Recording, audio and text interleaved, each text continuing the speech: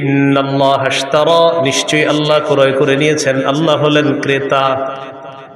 মিনাল মুমিনিনা, মুমিনদের থেকে ক্রয় করে নিয়েছেন, মুমিনরা হলো বিক্রেতা। আনফুসাহুম ওয়া আমওয়ালাহুম, তাদের জানমাল হলো দ্রব্য।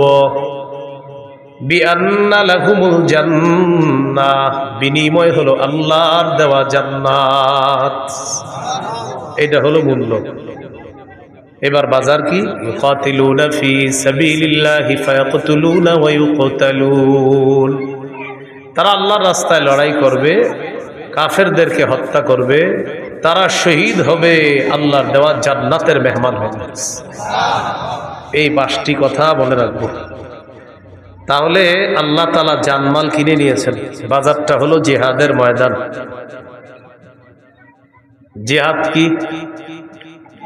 সূরাতুস সফফি 10, 11, 12 নম্বর আয়াতে আল্লাহ বলেন, 28 পারা 11 নম্বর পৃষ্ঠা, ইয়া আইয়ুহাল্লাযীনা আমানু হাল আদুল্লুকুম আলা তিজারাতিন তুনজিকুম মিন আযাবিন আলীম তুমিনুনা বিল্লাহি ওয়া রাসূলিহি ওয়া তুজাহিদুনা ফি সাবিলিল্লাহি বিআমওয়ালিকুম ওয়া আনফুসিকুম যালিকুম খায়রুল লাকুম ইন কুনতুম তা'লামুন। আল্লাহ বলেন, আমি কি তোমাদেরকে এমন একটা ব্যবসার কথা বলবো যে ব্যবসা তোমাদেরকে যন্ত্রণাদায়ক আযাব থেকে রক্ষা করবে? সেই ব্যবসাটা হলো তোমরা আল্লাহকে বিশ্বাস করবা, রসুলকে বিশ্বাস করবা, জানমাল নিয়ে আল্লাহর রাস্তায় লড়াই করবা। এই ব্যবসা তোমাদেরকে আযাব থেকে রক্ষা করবে। যালিকুম খায়রুল লাকুম ইন কুনতুম তা'লামুন, তোমরা যদি জানতে এটাই তোমাদের জন্য কল্যাণ। ইয়াগফির লাকুম যুনুবাকুম ওয়া ইউদখিলকুম জান্নাতিন তাজরি মিন তাহতিহাল আনহার, এতে করে আল্লাহ তোমাদের অতীতের সব গুনাহ মাফ করে দিবে। তোমাদেরকে এমন বাগানে প্রবেশ করাবে যার তলদেশ দিয়ে নহর সমূহ প্রবাহিত হয়। ওয়া মাসাকিনা তাইয়িবাতান ফি জান্নাতি আদ, তোমাদেরকে আল্লাহ তাআলা চিরস্থায়ী বসবাসের জান্নাতের মধ্যে তোমাদের মনোভূত ঘর বাড়ির মালিক আল্লাহ তোমাদেরকে বানাবে। যালিকাল ফাউজুল আযীম, আল্লাহ বলেন এটা মহান সফলতা। ওয়া উখরা তুহিব্বুনাহা নাসরুম মিনাল্লাহি ওয়া ফাতহুন করিব ওয়া বাশশিরিল মুমিনিন, আল্লাহ তাআলা তোমাদের মনোভূত আরো অনেক নিয়ামত তোমাদেরকে দান করবেন। এর মধ্যে একটা হলো আল্লাহর পক্ষ থেকে তোমাদের কাছে সাহায্য আসবে, আসন্ন বিজয় আল্লাহ তোমাদেরকে দান করবেন। শেষে আল্লাহ বলেন, ওয়া বাশশিরিল মুমিনিন, নবী মুমিনদেরকে আপনি সুসংবাদ জানায় দেন। সূরা হুজুরাতের 15 নম্বর আয়াতে আল্লাহ বলেন, ইন্নামাল মুমিনুনা আল্লাযীনা আমানু বিল্লাহ ওয়া রাসূলিহি সুম্মা লাম ইয়ারতাবু ওয়া জাহাদু বিআমওয়ালিহিম ওয়া আনফুসিহিম ফি সাবিলিল্লাহ। আল্লাহ তাআলা বলেন, প্রকৃত ঈমানদার হলো তারা যারা আল্লাহকে বিশ্বাস করে, রসুলকে বিশ্বাস করে, সামান্য সন্দেহ করে না, জানমাল নিয়ে আল্লাহর রাস্তায় লড়াই করে। আল্লাহ তাআলা বলেন তারা হলো খাঁটি ঈমানদার। উলাইকা হুমুস সাদিকুন, আমি আল্লাহ পবিত্র কোরআনে তাদেরকে খাঁটি সত্যবাদী বলে ঘোষণা করলাম।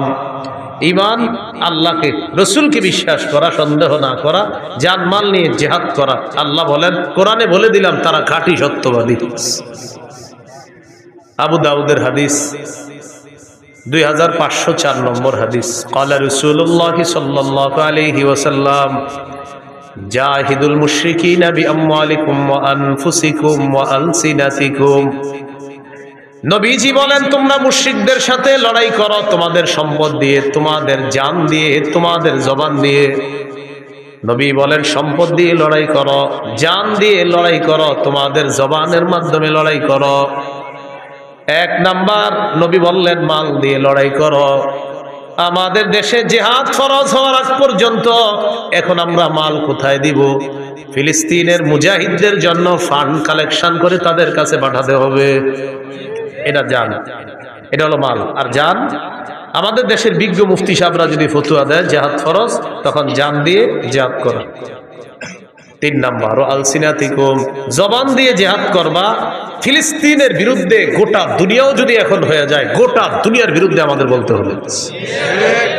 এটা হলো জবান দিয়ে বলতে থাকা। বুঝে আসছে সবার কথাগুলো? জিহাদের নিয়ত আছে সবার? কার কার আছে দেখি? মাশাআল্লাহ, হাত নামা। জিহাদের নিয়ত না থাইকা যদি মারা যান, মুনাফিকি মৃত্যু। সহিহ মুসলিমের বর্ণনা 1910 নম্বর হাদিস, 1910 নম্বর হাদিস। قال رسول الله صلى الله عليه وسلم من مات ولم يغزو ولم يحدث به نفسه مات على شعبة من النفاق। কোন মুসলমান যদি মারা যায় আর সে জিহাদ করলো না অথবা জিহাদের নিয়ত করলো না, সে মুনাফিকি মৃত্যুবরণ করলো। قال رسول الله صلى الله عليه وسلم عليكم بالجهاد في سبيل الله فإنه باب من أبواب الجنة। নবীজি বলেন, তোমরা নিজেদের উপর আবশ্যক করে নাও আল্লাহর রাস্তায় লড়াই করা। মনে রাখবা, জিহাদ হলো জান্নাতের দরজা সমূহের মধ্যে একটা দরজা। জান্নাতের একটা দরজা জিহাদ। ফিলিস্তিনের ছোট্ট ছোট্ট বাচ্চাদের মস্তিষ্ক তৈরি হয় ছোটবেলা থেকে যে ইসলামের পবিত্র একটা বিধান হলো জিহাদ। আমাদের দেশে মানুষ জিহাদের নাম শুনলে বলে ইন্না লিল্লাহ। কি বলে? মানে এটা আবার কি বললেন হুজুর? এই বিষয় ছাড়া অন্য কিছু থাকলে বলেন। মা বোনরা শোনেন, সন্তানকে শৈশব থেকে জিহাদের মানসিকতায় বড় করতে হবে। পৃথিবীর যে গতি দেখা যাইতেছে, মুসলমানদের মধ্যে প্রচুর মুজাহিদ বাহিনী তৈরি করা এখন সময়ের দাবি। আল্লাহ কথাগুলো বুঝার তৌফিক দান করে।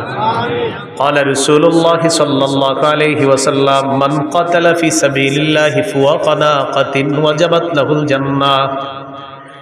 নবীজি বলেন, কেউ যদি আল্লাহর রাস্তায় লড়াই করে এই পরিমাণ ওটের দুধ 2 বার আপনি পান করলেন, একবার এরপরে আবার পান করলেন, এই যে মাঝে সময়টা গ্যাপ হয়, নবী বলেন এই পরিমাণ কোন ব্যক্তিও যদি আল্লাহর রাস্তায় আল্লাহর দ্বীন প্রতিষ্ঠিত করার জন্য লড়াই করে, তার জন্য আল্লাহর জান্নাত ওয়াজিব হয়ে যায়। এই জন্য জিহাদের নিয়ত সবাই রাখবো, বলেন ইনশাআল্লাহ। আবু দাউদের হাদিস 2484 নম্বর হাদিস, 2484। قال رسول الله صلى الله عليه وسلم لا تزال طائفة من أمتي يقاتلون على الحق ظاهرين على من ناوأهم। নবীজি বলেন, আমার উম্মতের একটা দল সদা সর্বদা হকের পক্ষে লড়াই করবে। তাদের সাথে বাতিল লড়াই করতে আসবে, বাতিলদেরকে তারা নাস্তানাবুদ করে ছাড়বে, বাতিলদেরকে তারা সর্বশেষ পরাজিত করেই ছাড়বে। যার বড় প্রমাণ হলো বর্তমান আফগানিস্তান। কোন দেশ? আফগানিস্তান। অভিভাবক বানাইছে কাকে জানেন? আল্লাহকে। কাকে? আমাদের অভ্যাস হলো এক তাগুত অভিভাবক বানানোর পর এটারে ছাইরা আরেক তাগুতকে অভিভাবক বানাই। সূরা বাকারার 257 নম্বর আয়াতে আল্লাহ বলেন, আল্লাহু ওয়ালিয়্যুল্লাযীনা আমানু, ঈমানদারদের অভিভাবক হলেন আল্লাহ। বলেন ঈমানদারের অভিভাবক কে? আল্লাহ। সূরা মাঈদার 51 নম্বর আয়াতে আল্লাহ বলেন, ইয়া আইয়ুহাল্লাযীনা আমানু লা তাত্তাখিযুল ইয়াহুদা ওয়ান নাসারা আউলিয়া। হে ইমানদারগণ, ইহুদি খ্রিস্টানদেরকে অভিভাবক রূপে গ্রহণ করবা না। বারবার আমরা ভুল করি, এক অভিভাবক ছেড়ে আরেক অভিভাবক ধরি, কিন্তু মজার ব্যাপার আর দুঃখের ব্যাপার আর ইন্টারেস্টিং ব্যাপার, আগে যেটাকে ধরি সেটাও তাগুত, পরে যেটাকে ধরি সেটাও তাগুত। তাই মুসলমানদের চূড়ান্ত ভাগ্য পরিবর্তন হয় না। এই জন্য বাংলাদেশে একটা সময় চলতেছে এখন যদি হুজুররা গুতাগুতি বন্ধ না কইরা এখন যদি এক না হইতে পারে, আগামী 50 বছর এই সুযোগ আর আসবে না। এটা এখন চলছে আমাদের বাংলাদেশের সব মুসলমানদের মনের দাবি একটা এখন, যে আমরা বাংলাদেশে ইসলামী মাইন্ডের কোন নেতা চাই। এটা সব মুসলমানদের না মনের চাওয়া। আপনি খুঁজে দেখেন হাঁটতে হাঁটতে সবার এটা চাওয়া। কিন্তু এই সুযোগটা যদি কাজে না লাগাই, পরে ওই যে ওই একটা আগুন ছাইরা আর একটা দড়ি, বৃষ্টি থেকে বাঁচার জন্য ঝর্ণার নিচে এসে দাঁড়াই। কোথেকে বাঁচার জন্য কই দাঁড়াই? কেউ আপনার ঝর্ণার নিচে কেন? বাইরে বৃষ্টি, এখানে কি? ও আচ্ছা। এই ভুল বারবার করলে ভাগ্য পরিবর্তন হবে না। আবু বকর, ওমর, উসমান, আলী রাদিয়াল্লাহু তাআলা আনহুম তাদের যুগের সেই খেলাফতের রাশেদা, খেলাফত ব্যবস্থা ছাড়া মুসলমানদের চূড়ান্ত ভাগ্য পরিবর্তন হবে না, হতে পারে না কিয়ামত পর্যন্ত।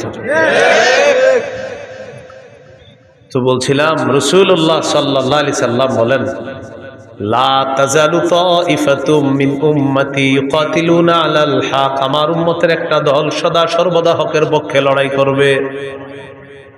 যাহিরিনা আলা মান্না ওয়া আহুম, তাদের বিরুদ্ধে যারা থাকবে তাদেরকে তারা পরাজিত করে ছাড়বে। হাত্তা ইউকাতিলা আখির উম্মতি আল মাসিহাদ দাজ্জাল, এমনকি আমার উম্মতের সর্বশেষ দলটি দাজ্জালকে পর্যন্ত পরাজিত করবে। আমার উম্মতকে আল্লাহ বিজয় দান করবে। আবু দাউদের 2532 নম্বর হাদিসের বর্ণনা, 2532। এই হাদিসে কি বলে দেন? قال رسول الله صلى الله عليه وسلم ثلاثة من أصل الإيمان, নবীজি বলেন ইমানের মূল হলো তিনটা। বলেন ইমানের মূল কয়টা? অনেকগুলো আছে, এর মধ্যে সবচেয়ে বেশি মূল কয়টা? এক নম্বর আল কাফু আম্মান ক্বালা লা ইলাহা ইল্লাল্লাহ। পড়েন তো আপনি আমার সাথে, করেন লা ইলাহা ইল্লাল্লাহ। এ দেখেন উনি পড়ছে না, আমিও দাবি করে আমি মুমিন, আর উনিও দাবি করে উনি মুমিন। আমার উপর প্রথম কাজ হলো আমি ওনারে কষ্ট না দেওয়া। এটা ইমানের মূল বিষয়ের একটা বিষয়, যে লা ইলাহা ইল্লাল্লাহ ওয়ালাকে তুমি কষ্ট দিবা না। এটা প্রথম। আল কাফু আম্মান ক্বালা লা ইলাহা ইল্লাল্লাহ, যে লা ইলাহা ইল্লাল্লাহ মুখে বলে, অন্তরে বিশ্বাস করে, এই ব্যক্তিকে আমি কষ্ট দিতে পারবো না। এটা ইমানের মূল বিষয়ের একটা বিষয়। দ্বিতীয় বিষয়, ওয়ালা নুকাফিরুহু বিযামবিন, কোন মুমিনকে শুধু গুনাহের কারণে আমরা তাকে কাফের বলবো না। তিন নম্বর, ওয়ালা নুখরিজুহু মিনাল ইসলামি বিআমালিন, কোন আমলের কারণে কোন মুসলমানকে ইসলাম থেকে বের করে দিব না।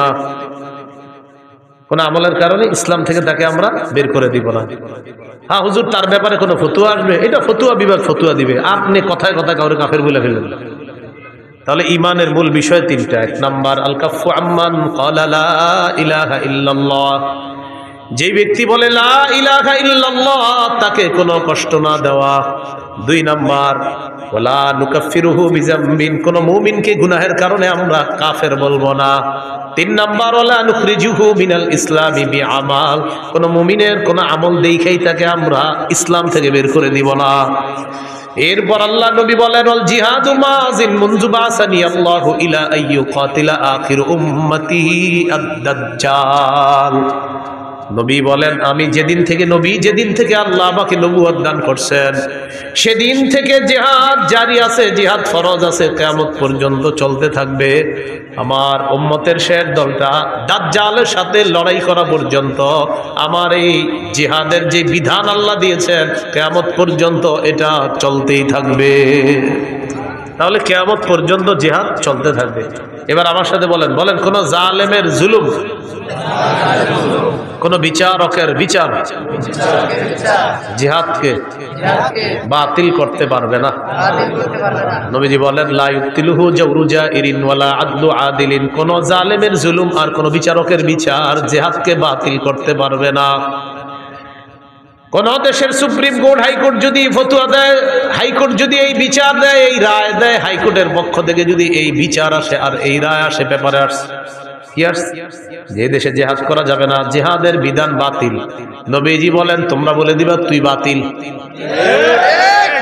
কারণ বিচারকের বিচার তো জিহাদ বাতিল করতে পারে না। তো কেউ যদি বলে জিহাদ বাতিল, আপনি বলবেন, প্রিয় ভাইয়া আপনি বাতিল, প্রিয় বিচারক আপনি বাতিল। বলবে এটা কোনো কথা? বলবে আমাদের নবী বলছে আপনি বাতিল।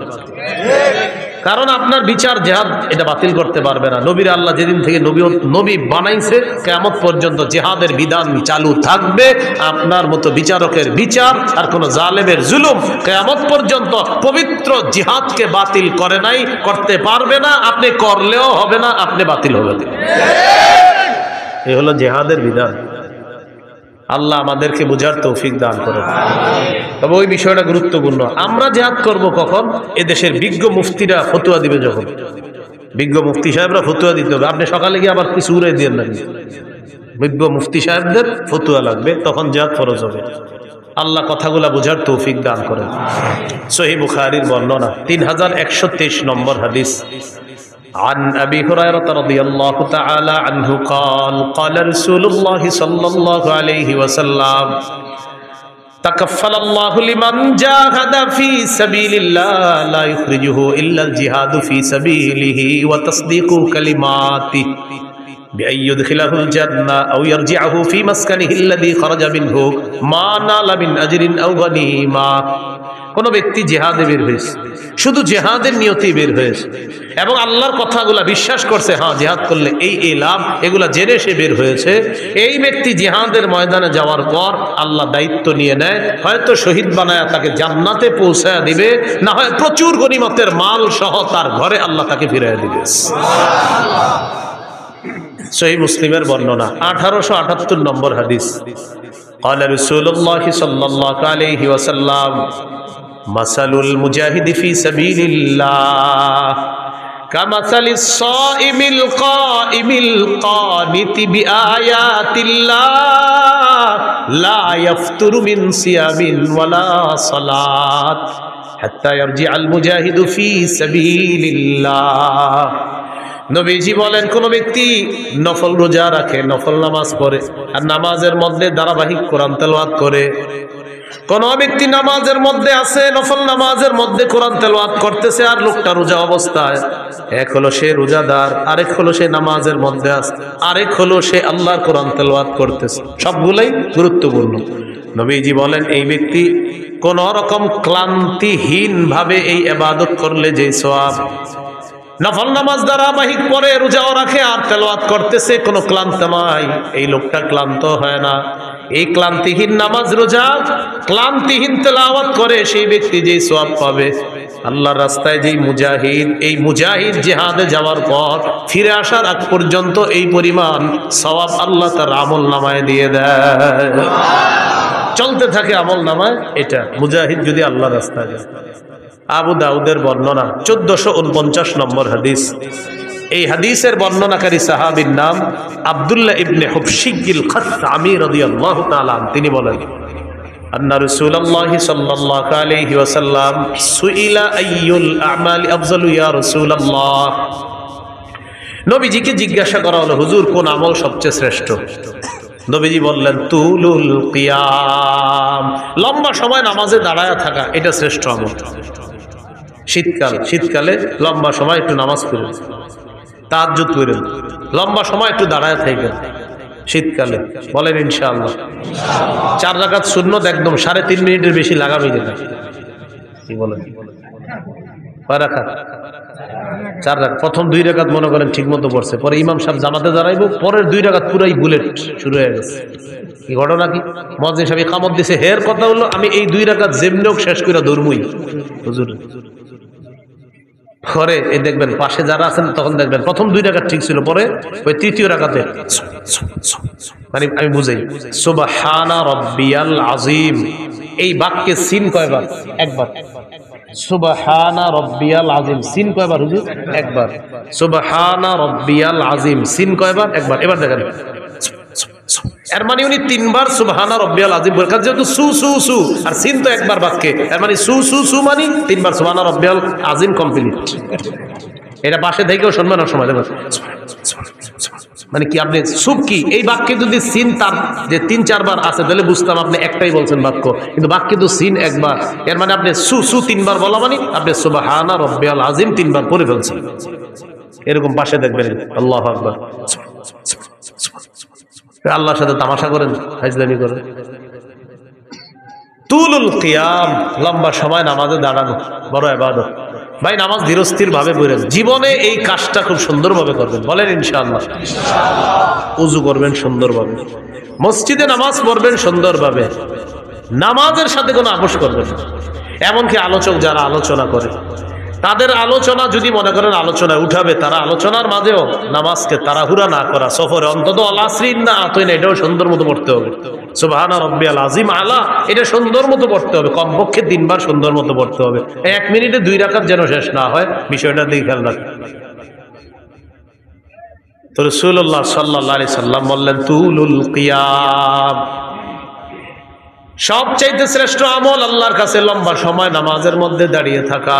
কিলা আইয়ুস সাদাকাতি আফজালু ইয়া রাসূলুল্লাহ, হুজুর কোন সদকাটা সবচাইতে শ্রেষ্ঠ? নবীজি বললেন জাহদুল মুকিল্লি, কোন ব্যক্তি পরিশ্রম করে কষ্ট করে উপার্জন করে যেই সম্পদ, এই কষ্টার্জিত উপার্জন থেকে যদি সে আল্লাহর রাস্তায় দান করে, সদকা করে, মাদ্রাসায় দেয়, তার এই সদকা আল্লাহর কাছে সর্বশ্রেষ্ঠ সদকা হয়ে যায়। রিক্সা চালাইছেন, কিছু টাকা কামাইছেন, 5 টাকা সদকা করছেন, মাস শেষে বেতন পাইছেন, কষ্টার্জিত এই বেতন পাওয়ার পর ইখলাসের সাথে 5টা টাকাই কোন অসহায়কে দিছেন, এই আমলটা আল্লাহর কাছে শ্রেষ্ঠ সদকা হয়ে যায়। কিলা আইয়ুল হিজরাতি আফজালু ইয়া রাসূলুল্লাহ, হুজুর কোন হিজরত আল্লাহর কাছে সবচাইতে শ্রেষ্ঠ আপনার কাছে জানতে চাই। নবীজি বললেন মান হাজার মা হারামাল্লাহু আলাইহি, আল্লাহ যা হারাম করেছেন এই হারাম থেকে বেঁচে থাকা হলো আল্লাহর কাছে সর্বশ্রেষ্ঠ হিজরত। কিলা আইয়ুল জিহাদি আফজালু ইয়া রাসূলুল্লাহ, হুজুর কোন জিহাদ আল্লাহর কাছে সবচেয়ে শ্রেষ্ঠ? নবীজি বললেন মান জাহাদাল মুশরিকিনা বিমালিহি